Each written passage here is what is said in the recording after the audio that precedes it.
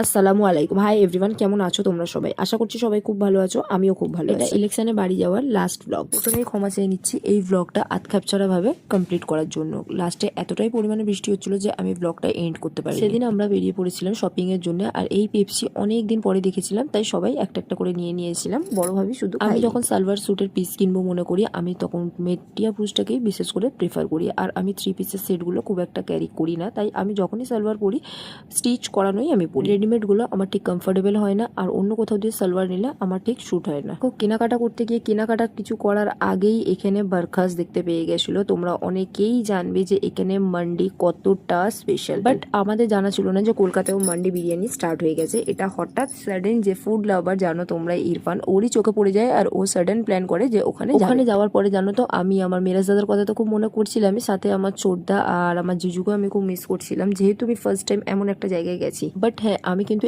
Expect করিনি যে হায়দ্রাবাদের মতো as it is same test আমি ওখানে পাবো। বাট তোমরা বিশ্বাস করো, প্রতিটা খাবার মানে বিরিয়ানি থেকে বা চিকেনটা এভরিথিং এত সুন্দর টেস্টি ছিল, আমার মনে হচ্ছিল যে আমি হায়দ্রাবাদে বসেই মান্ডি ট্রাই করছি। আর ইরফানের হাসিটা দেখে তো তোমরা বুঝতেই পারছো ও ওর পছন্দ মতো একটা জায়গা পেয়ে গেছে। ইরফানের মন পছন্দ জায়গা পেয়ে ও সাডেন ওখানে একটা ট্রিট দিয়ে দেয় আমাদেরও মনটা খুব খুশি হয়ে যায়। আর হ্যাঁ, শপিং করতে এসেছি, শপিং এর কোনো ক্লিপস নেই, বাট আমাদের পেট পুজো কমপ্লিট করার পরে আমরা যখন বের হয়েছি, নিচে নেমে দেখছি রাস্তাঘাটের এই অবস্থা। তখনও পর্যন্ত আমাদের কেনাকাটা কিছু কমপ্লিট হয়নি। বৃষ্টিটা একটু কমতেই আমরা মার্কেটের মধ্যে চলে গিয়েছিলাম। তারপরে আরো 2-3 জায়গায় গিয়েছিলাম, যেগুলোর কোনো ক্লিপস আমার কাছে নেই।